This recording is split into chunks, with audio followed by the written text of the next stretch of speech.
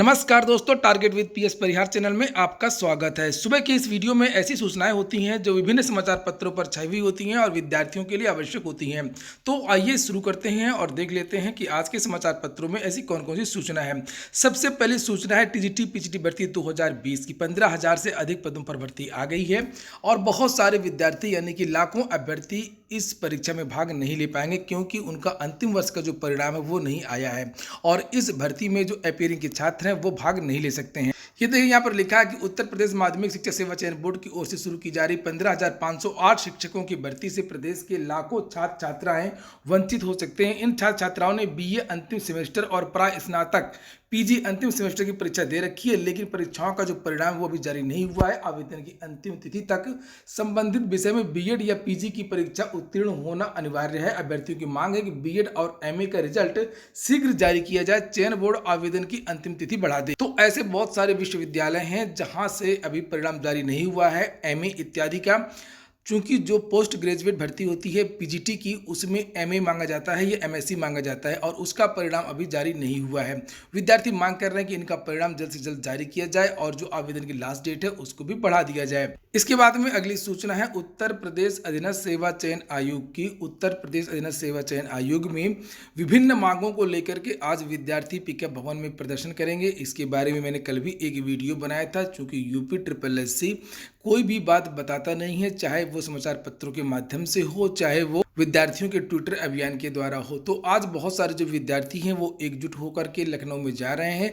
अगर आप लोग भी लखनऊ के आसपास रहते हैं या लखनऊ में रहते हैं तो पिकअप भवन में 10 बजे पहुंचें। विद्यार्थी मांग कर रहे हैं कि जितनी भी भर्तियां लंबित हैं यानी कि जिन भर्तियों के परिणाम जारी नहीं हो रहे हैं उन भर्तियों के जल्द से जल्द परिणाम जारी हों और जिनके परिणाम जारी हो चुके हैं उन अभ्यर्थियों को जल्दी से जल्दी नियुक्ति पत्र प्रदान किया जाए।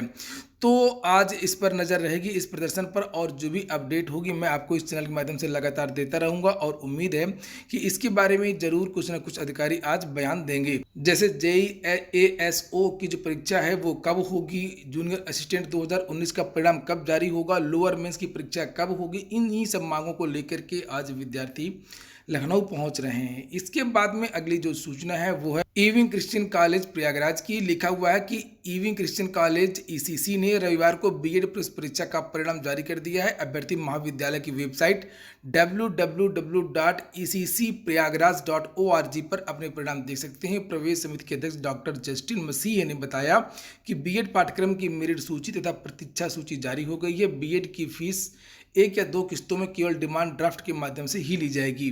विद्यार्थियों को 9 से 11 नवंबर के बीच में प्रवेश का अवसर दिया जाएगा। तो विद्यार्थी जिन्होंने ये प्रवेश परीक्षा दी हो अपना रिजल्ट देख सकते हैं। वहीं पर माध्यमिक शिक्षा सेवा चयन बोर्ड की कुछ और भी सूचनाएं, जैसे 4 को शुरू होगी काउंसलिंग, बात हो रही है अवशेष पैनल की। लिखा माध्यमिक शिक्षा विभाग में शिक्षक पदों पर नियुक्ति के मामले में कोर्ट के आदेश पर 2013 टीजीटी पीजीटी में रिक्त पदों के सापेक्ष अवशेष पैनल के अभ्यर्थियों की काउंसलिंग 4 से 6 नवंबर के बीच में होगी। इस संबंध में अपर शिक्षा निदेशक डॉक्टर महेंद्र देव ने आदेश जारी कर दिया है और बताया कि सूची में शामिल अभ्यर्थियों का ब्यौरा माध्यमिक शिक्षा सेवा चयन बोर्ड की वेबसाइट पर अपलोड कर दिया गया है। माध्यमिक शिक्षा सेवा चयन बोर्ड की जो भर्तियां होती हैं वो यूपी SSSC से भी ज़्यादा धीमी गति से होती हैं और यहाँ पर देख लीजिए, लिखा है प्रधानाचार्य पद की भर्ती नहीं होने पर आंदोलन की चेतावनी। 2013 की ये भर्ती है, अभी तक पूरी नहीं हो पाई है और फिर से 2020 में एक नई भर्ती आने वाली है। लिखा है कि मुख्यमंत्री योगी आदित्यनाथ ने लंबित भर्तियों को शीघ्र निस्तारित करने का निर्देश दिया है। इससे सालों से लंबित भर्तियों के पूरी होने की आस जगी है, लेकिन वैसा हुआ नहीं। माध्यमिक शिक्षा सेवा चयन बोर्ड 2013 में निकली प्रधानाचार्य पद की भर्ती अभी तक पूरी नहीं करा पाया है। मौजूदा समय भी उक्त भर्ती को पूरी करने की कोई कवायद नहीं हो रही है। इससे अभ्यर्थियों का धैर्य जवाब देने लगा है। चयन बोर्ड की कार्यप्रणाली पर नाराजगी जताते हुए अभ्यर्थियों ने चेतावनी दी है कि जल्द भर्ती पूरी न हुई तो आंदोलन शुरू कर देंगे। तो मुख्यमंत्री एक तरफ लगातार कहते रहते हैं कि भर्ती में तेजी आएगी और बहुत जल्द भर्तियां होंगी, लेकिन ऐसा बिल्कुल भी नहीं है। किसी भी विभाग से कोई भी भर्ती की जो गति है वो देखने को नहीं मिल रही है। और इसके बाद में जो अगली सूचना है वो है उत्तराखंड से आई भर्ती की। लिखा है प्रवक्ता के 500 से ज़्यादा पद रिक्त, उत्तराखंड लोक सेवा आयोग। प्रवक्ता लेक्चरर यानी हिंदी, अंग्रेजी, गणित, जीव विज्ञान आदि विषयों के लिए सामान्य शाखा, महिला शाखा के लिए ये भर्ती निकली है। पदों की संख्या 571 और 21 से लेकर के 42 वर्ष की उम्र वाले जो विद्यार्थी हैं वो इसके लिए आवेदन कर सकते हैं। वेबसाइट देख लीजिए ukpsc.gov.in, यहाँ पर जाइए और पूरी डिटेल आपको मिल जाएगी। योग्यता यहाँ पर नीचे लिखी हुई है कि इन पदों पर आवेदन करने के लिए उम्मीदवार के पास में निर्धारित विषय से स्नातक यानी पीजी, एलटी, डिप्लोमा या शिक्षा शास्त्र में स्नातक, बीएड और अन्य पात्रता होनी चाहिए।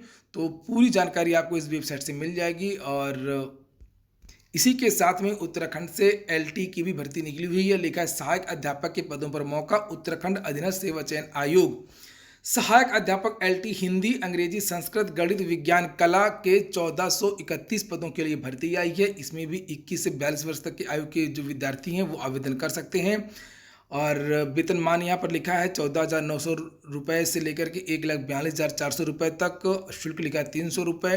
वेबसाइट देख लीजिए और अंतिम तिथि 4 दिसंबर यहाँ पर दी हुई है। वेबसाइट वही है SSC.uk.gov.in।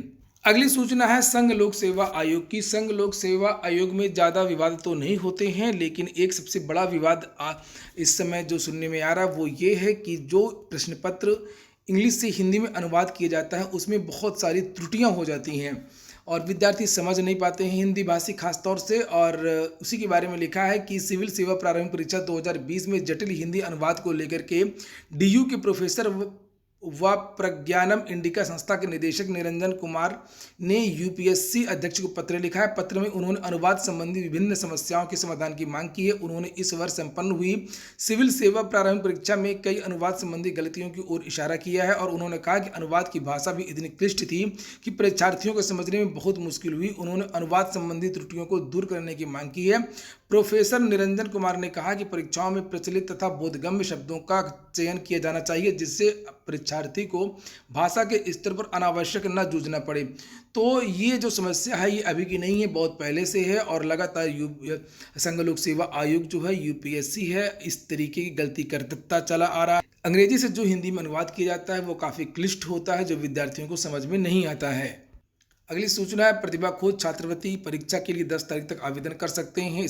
और लिखा जिले में राज्य स्तरीय प्रतिभा खोज परीक्षा और राष्ट्रीय आय एवं योग्यता आधारित छात्रवृत्ति परीक्षा 13 दिसंबर को आयोजित की जाएगी और इसके लिए ऑनलाइन आवेदन की प्रक्रिया के साथ ही केंद्र निर्धारण सहित अन्य तैयारियां शुरू हो गई हैं। संबंधित छात्र छात्रा परीक्षा के लिए ऑनलाइन आवेदन 10 नवंबर तक कर सकते हैं। कल कंप्यूटर सहायक का टाइप टेस्ट था और 74% विद्यार्थी उपस्थित रहे। उत्तर प्रदेश लोक सेवा आयोग की यह परीक्षा थी। लिखा कंप्यूटर सहायक परीक्षा 2019 के टाइप टेस्ट में 73.50% अभ्यर्थी उपस्थित रहे। शंभुनाथ इंस्टीट्यूट झलवा में रविवार को आयोजित कंप्यूटर टाइप टेस्ट के लिए 151 अभ्यर्थी पंजीकृत थे। इनमें से 111 शामिल हुए। 13 पदों के लिए ये भर्ती होनी है। अगली सूचना है हरियाणा की। लिखा है कि हरियाणा से जल्द 15,000 पदों पर होगी भर्ती। अब उत्तर प्रदेश में तो कोई बड़ी नई भर्ती आ नहीं रही है। लिखा है कि हरियाणा सरकार जल्द सरकारी विभागों में खाली पदों पर भर्ती करेगी। 10 नवंबर के बाद 15,000 खाली पदों को भरने की प्रक्रिया शुरू की जाएगी। विभिन्न श्रेणी के इन पदों की भर्ती को हरियाणा कर्मचारी चयन आयोग सिरे चढ़ाएगा। और नौकरी का लंबे समय से इंतजार कर रहे बेरोजगार युवाओं के लिए ये बड़ी खुशखबरी है। आयोग ने सरकारी विभागों से खाली पदों का ब्यौरा मांग लिया है। कर्मचारी चयन आयोग के अध्यक्ष भारत भूषण भारती ने बताया कि 15,000 पदों पर भर्ती की जाएगी। शिक्षा, स्वास्थ्य, कृषि व अन्य विभागों में खाली पद भरे जाएंगे। सब विभागों से रिक्त पदों का विवरण पहले ही मांग लिया गया है। अब भर्ती का विज्ञापन निकाल करके पद भरने की प्रक्रिया शुरू की जाएगी। उन्होंने कहा कि अभी तक हुई भर्तियों में पूरी पारदर्शिता बरती गई है। ऑनलाइन भर्ती प्रक्रिया शुरू होने पर भ्रष्टाचार पर अंकुश लग गया है। QR कोड, OMR जैसी चीजें लागू होंगी। कोई भी उम्मीदवार किसी अन्य जगह से बैठ करके पेपर नहीं दे सकता है। इससे भर्ती प्रक्रिया स्पष्ट रहती है। कुछ दिन पहले ही मुख्यमंत्री मनोहर लाल ने आने वाले 4 सालों में 1 लाख अन्य पदों पर भर्ती करने की घोषणा की है, जिसके लिए आयोग पूरी तरीके से तैयार है।